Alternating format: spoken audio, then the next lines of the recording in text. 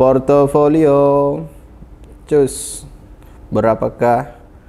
Dan yang terjadi adalah minus 7%,12. Luar biasa. Halo, assalamualaikum warahmatullahi wabarakatuh. Kembali lagi di ICTV yang kalian tunggu-tunggu di program acara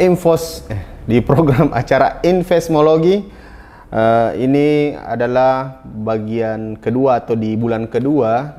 Sesuai dengan janji saya, setiap bulannya saya pastikan update tentang portofolio yang saya beli. Kedua saham ini yaitu SRTG dan MPMX, yaitu saham Mas Menteri atau saham Sandiaga Uno. Saya melakukan investasi dengan metode DCA, Dollar Cost Averaging.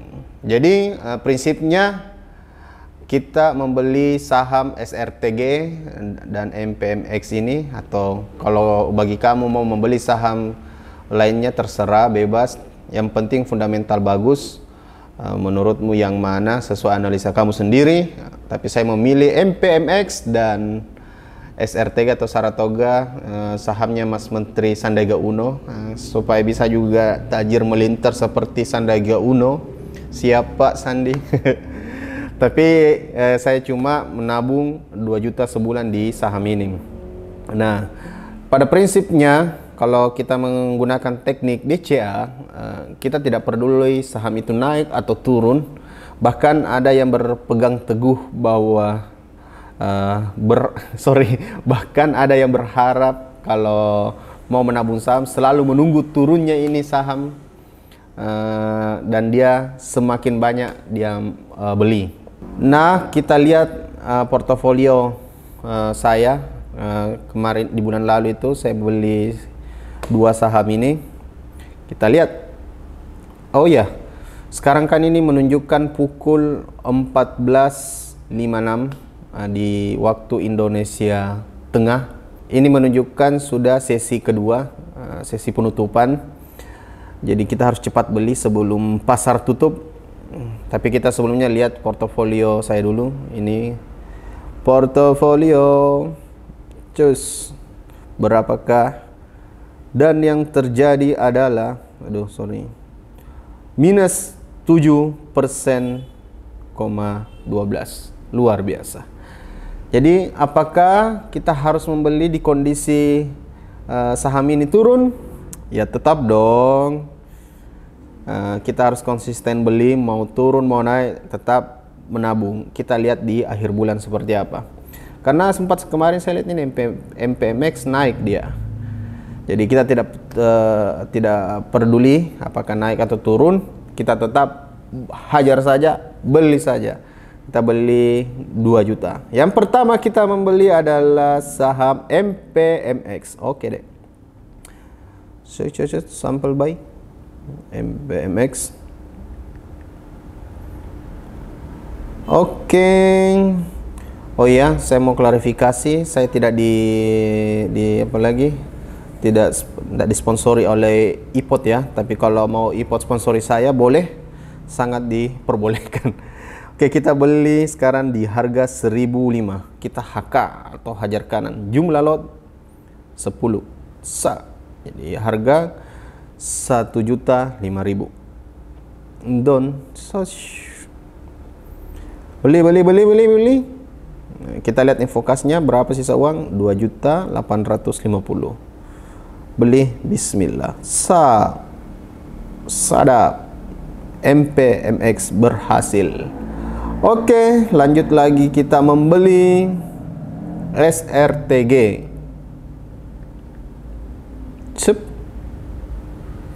Mana lagi? Kita HK lagi di harga 2610. Jumlah lot paling cukupnya kayaknya 4 ya. Iya, 4 lot. 4 lot saja ya, karena uangnya terbatas kan 2 jutaan per bulan. Berarti bulan depan karena info kasnya kita lihat sisa 1.800.000. Bulan depan saya harus masukkan uang lagi ke sini sehingga bisa cukup 2 jutaan lah. Oke, kita beli SRTG, submit. Oke deh. 4 lot. Iya. Mantap. Balik ke portofolio kita. Portofolio saya lah. Oke, sekarang minus secara rupiah itu 160.000. Secara persentase kita minus tadi berapa ya? 4% ya tadi. Sekarang minus 3%, 3%,75. Oke, ini dia semua apalagi keterangannya. Jadi di MPMX saya sekarang punya 20 lot dan SRTG saya punya 8 lot. Semoga bisa bertambah. Kalau tak akhir tahun masih minus, kita tetap beli lagi. Kita lihat berapakah pertumbuhannya, apakah bisa bertumbuh atau tidak, atau apakah bisa mengalahkan bunga bank atau tidak. Kita menabung saja ya. Jadi teman-teman yang mau investasi atau menabung, disarankan untuk memilih perusahaan-perusahaan yang punya fundamental bagus. Dan pesan juga dari Pak Lau Keng Hong, Bapak Warren Buffett Indonesia, dia berpesan juga bahwa lihat juga orangnya, lihat juga siapa yang mengelola bisnis ini, perusahaan itu, apakah dia jujur, apakah apalagi tidak korup. Kadang ada perusahaan juga yang dikorup-korup ya. Terus apalagi lihat manajemennya apakah bagus, apalagi terutama dari ownernya dan pengelolanya punya reputasi baik atau tidak. Apalagi ya, ada juga yang mungkin fokus di bank-bank konvensional. Kalau di bank digital itu saya masih gimana ya, maksudnya memang kita betul-betul bertaruh karena sekarang regulasi masih diatur dan bisa jadi juga artinya apalagi kalau berhasil bank digital ini jalan dan memang bisa tumbuh secara signifikan, sahamnya pasti gila-gilaan naik. Tapi kalau gagal bisa jadi rontok habis-habisnya ya. Besar resiko ya, besar juga rezekinya. Jadi itu berbanding lurus, rezeki berbanding lurus dengan resiko. Begitu pula sebaliknya. Dan bagi teman-teman yang mau trading, bisa juga yang trading harian. Kalau menganggap sebuah trading itu pekerjaan, itu juga bisa. Yang penting kita cuan. Ada yang menggunakan metode 1% saja untung cukup per hari, 2% cukup per hari. Jadi misalnya dia modal berapa ya, 10 juta untuk 1% 100.000 per hari sudah cukup. Atau ada sampai 2% 200.000, bisa dijadikan pekerjaannya.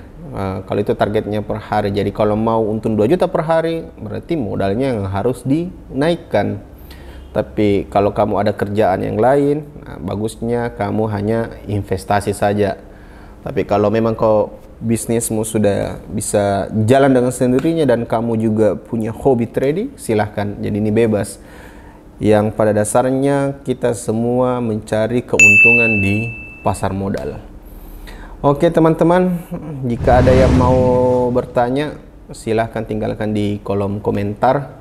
Dan bagi kamu, ingat berhati-hatilah ditawari dengan robot, misalnya robot trading, atau ditawari apalagi ditawari binary option lah.